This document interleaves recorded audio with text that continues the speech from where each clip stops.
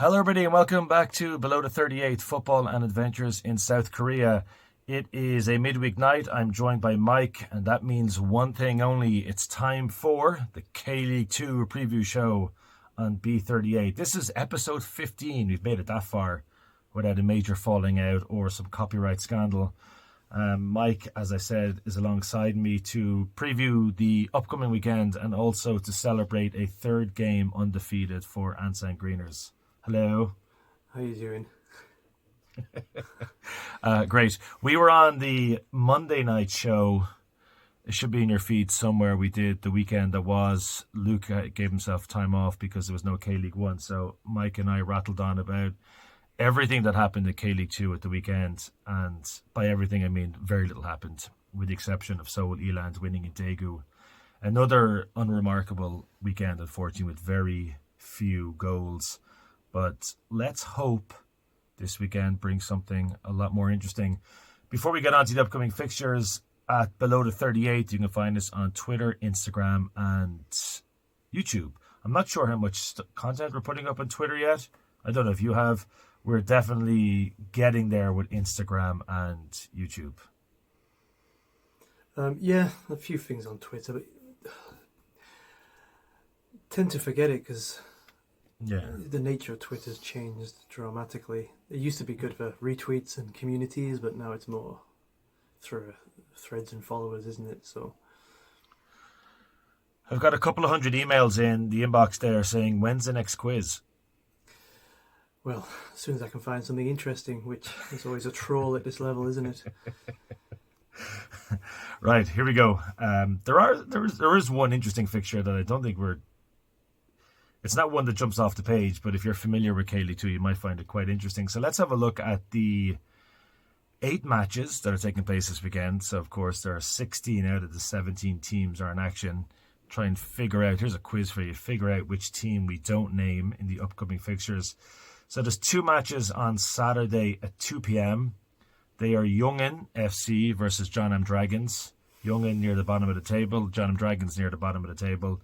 They meet at Suwon midday at 2 o'clock at the same time that Seoul E-Land, a revitalised Seoul E-Land, take on Suwon FC in Mukdong. Mike, what a game that promises to be. Yeah, this is potentially a big one. Suwon FC, 100% record scoring goals, but Eland put 3 past Daegu. So this could be potentially an open thriller or a turgid defensive affair, as these tend to go. Even if Eland are just chasing a point there, it would be a big one. But Eland have very much come alive. I think Daegu fans will be looking at this one as well, because if they can put points on the board, they can actually put some distance between themselves and Eland again and chase those promotion spots. So there's a lot of permutations riding on this game. So whatever the outcome, win, lose or draw for Eland or Suwon, as it were, it's a big game at this stage of the season, and it's going to tell us a lot, I think, about whether Eland, it wasn't just a flash in the pan at Daegu, and they really are here to challenge again. Yeah, this is the Kim Do-gyun derby. Suwon's former manager is now at Seoul E-Land. He kept Suwon up in 2023, took over at E-Land, nearly got them promoted in his first season in charge, made the playoffs again last season, and they look primed alongside Suwon to go up this year. Certainly that was my prediction at the start of the season. I really hope there's a good crowd at that. As we know, you don't always get a good crowd at a K-League 2 match, but this is E-Land, Seoul E-Land's second biggest match, I would have thought, of 2026. And unlike in previous seasons, you're only playing the teams home and away now because there's so many teams in the league. There was a chance they might have had Suwon FC twice at home, the Blue Wings twice at home, Daegu twice at home. But this year, this is their only shot at Suwon FC in Mukdong. Following on from that, 2 matches at 4:30. One of them is a bit of a derby. Gyeongnam taking on Busan down in Changwon. And another derby, if you want to call it that. Hwasong of Gyeonggi-do take on Songnam of Gyeonggi-do. And those 2 matches take place at 4:30. There will be a very small crowd at the Hwasong-Songnam game. You can bet on that. Sunday sees 4 matches on Sunday. 2 of them are at 2 o'clock.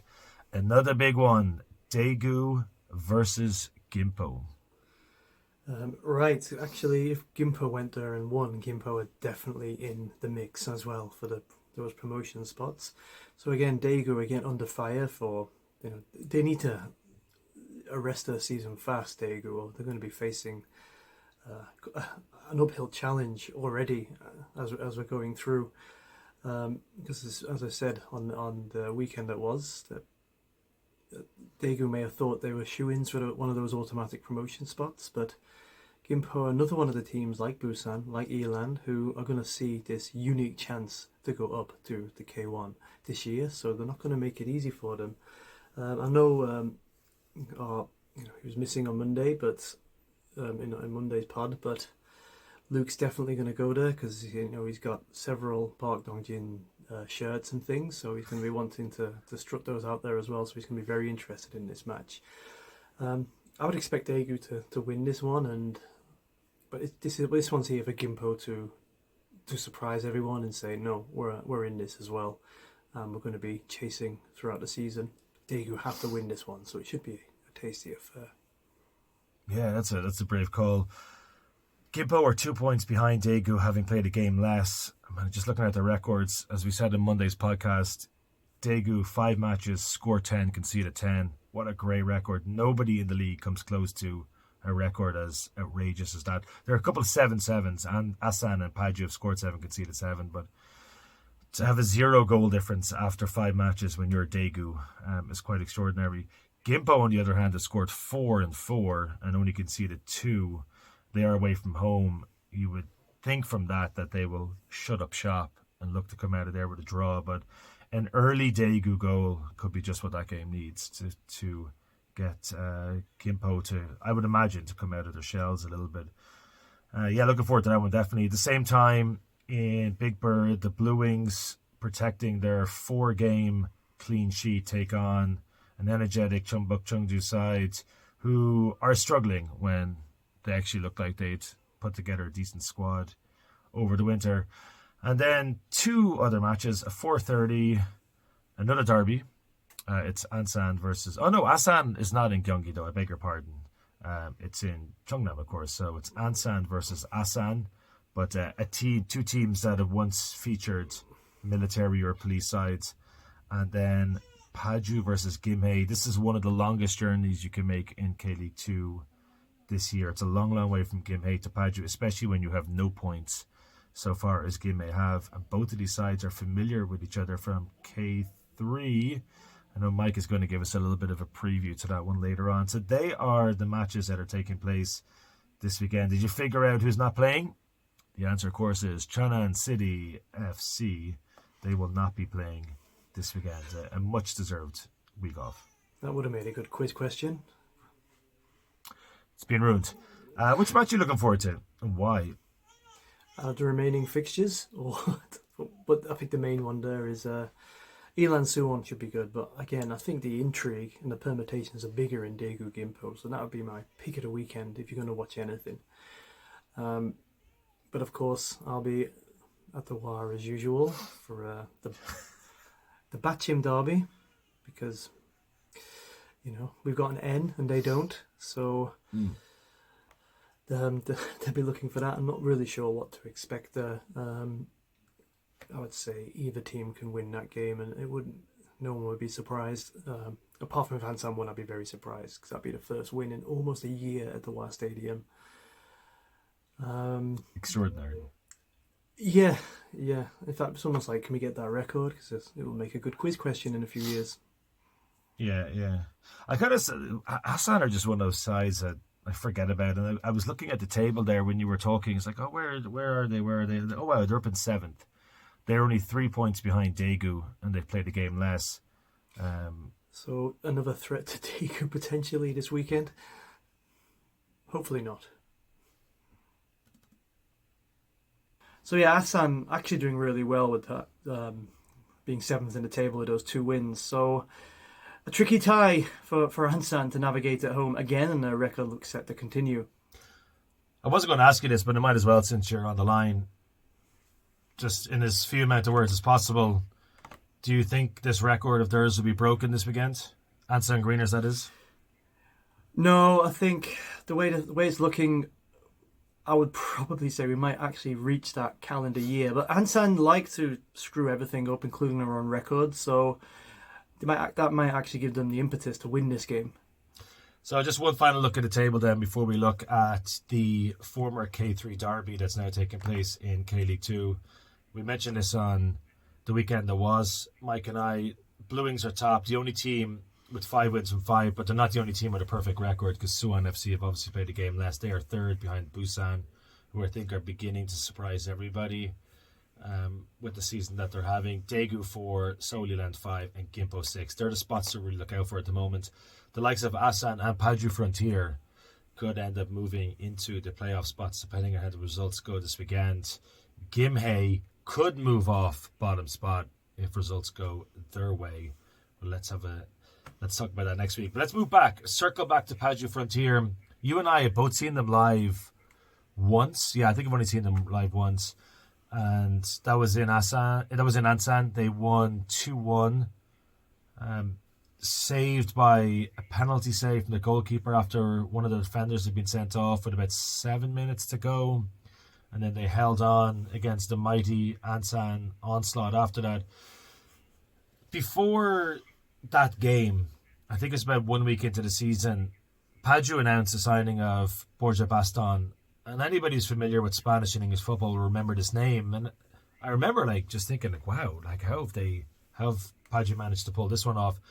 And of course, when you look back over his record, it's probably not as, he's had a great career, but it's probably not as impressive as we thought it might have been during his time, probably misremembering what he was like in England. He's done most of his damage in the Segunda Division in Spain, which is obviously still an incredibly high level.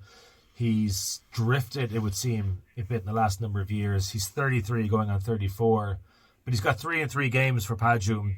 Are you surprised to see him here? Are you surprised to see him in K-League 2? Are you surprised to see him in Paju of all the teams in K-League 2? Yes and no, because we have seen some decent players drifting towards the K-League in recent years.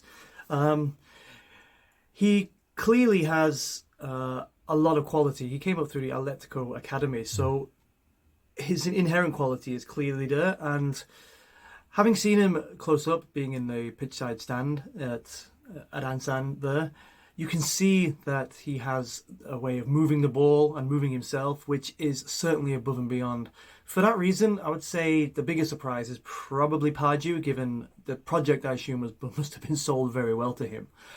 Because he looks like a player who could very much do a very good job in some of those K2 sides occupying the top spots. And dare I say, even the K1. Yeah, it's like you were saying during the week, he's one. Maybe the age is beginning to count against him. I don't know. It's at 33 going on 34, but he might have an impact if he was a player coming off the bench. I mean, 3 from 3 in K-League 2, a couple of penalties in there, but it's hard to argue with stats like that. And in the 477 professional matches, he scored 144 goals. So you don't tend to see players with that level of pedigree, that level of experience, and he's been around. He's been in La Liga, he's been in Segunda Division, he's been in England, he's been in Mexico. He's well travelled. I'd imagine there's nothing about life in Korea as a footballer that might come as too much of a shock to a player with that level of pedigree. Indeed, and as I said, the clubs he's represented and the chances have got, even at 33, the quality is evident, especially at the K2 level. And again, well, he didn't exactly come and blow Ansan away by any means. It's the movement that a lot of teams don't seem to realise how important that is, especially when if you start coaching, and that movement is so big. And he was moving and pulling the Ansan defence here and there, but unfortunately his fellow players were not anticipating that level of football intelligence. I mean, we saw it when Incheon came to Ansan last season, and Barrow and Gerso and the midfielder, they were just making moves that the Ansan defence couldn't handle, and that's what makes a difference. A lot of people don't seem to realise how important off the ball is, and of course that's put him in positions which he's probably going to score more goals for Paju by doing that once players realise just to put balls in places where he's going to anticipate. Yeah, I think it's also possible as well that he might have another impact on defences. They might end up having to double up in him because of, again, his pedigree and his stature and his experience and his goal scoring abilities. And if Paju can find a second striker or somebody to push on from midfield, and there's going to be space in the box for them if they're capable of converting those chances. So we'll see. I'm excited to see how he gets on this season. He's definitely a player that I think a lot of people listening to this podcast or watching K-League generally will be familiar with. At the end of the 2021-2022 season in the Segunda Division with Real Oviedo, he picked up the Golden Boot Award with 22 goals in 40 matches. And that was 4 years ago. But if he can get, at this point, you'd say he'll definitely get at least half that number of goals. He's already on 3, so he should be able to clear 10 at this point. And then, he proved to be a pretty shrewd signing for Paju as they continue their unlikely push towards a promotion spot. And that continues with a pretty interesting match this weekend, Mike. As I said, 3 teams joined K-League 2 for the first time this season. Young and FC were brand new. They didn't exist. They're outside the stadium. It says 2026 everywhere in terms of the year of formation, even though they're actually formed last season in 2025. Gimhae and Paju joined them. They didn't come up through promotion. They basically applied for K-League 2 membership, fully professional. The membership was granted. Again, you have to meet certain requirements with regards to stadiums and floodlights, changing rooms, media facilities. And now they play against each other, but they play against each other from very different parts of the table, having had very, very different starts to the season. Yeah, and this one's an interesting one. On paper, the way it's gone so far with the squad difference, it should be a clear Paju win. But there's a real air of caution here about the validity of the Korean League pyramid, because, you said both applied and came up, but Gimhae did win the K3, yeah. And they won it it was competitive at the top of the table for that level last season. They deservedly won that. They even brought in a lot of fans for the K3 level. There's K1 teams that had less fans last season than Gimhae did. So Gimhae are not even a new club. They've been around they've played at the WA Stadium many times. Yeah. So in the old National League. And last season, Gimhae beat Paju both times. And I saw Paju last season, they were poor, etc.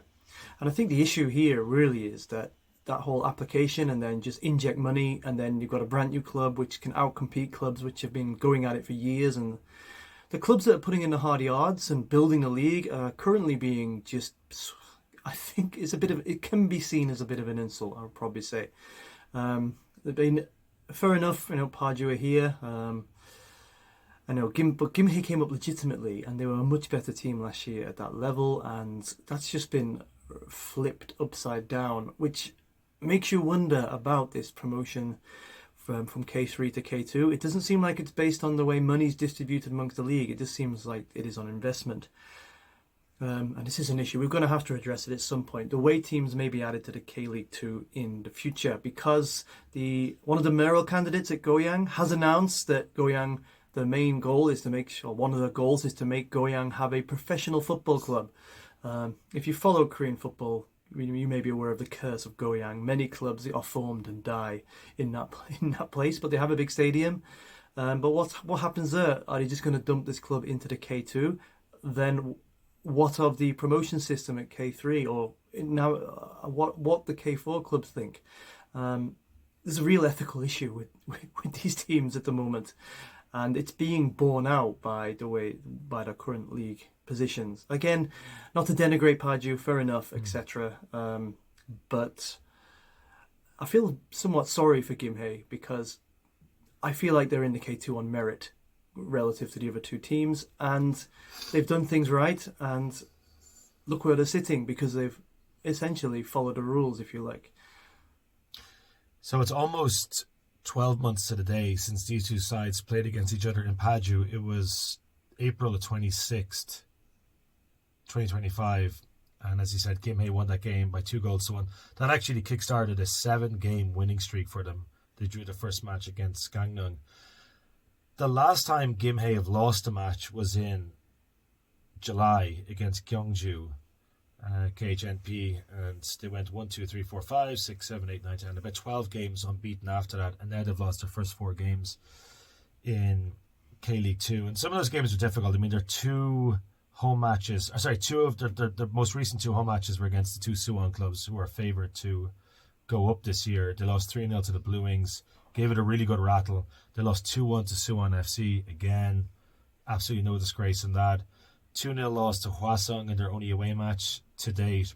And then, unfortunately, a heavy enough defeat on the opening weekend against the Ansan Greeners.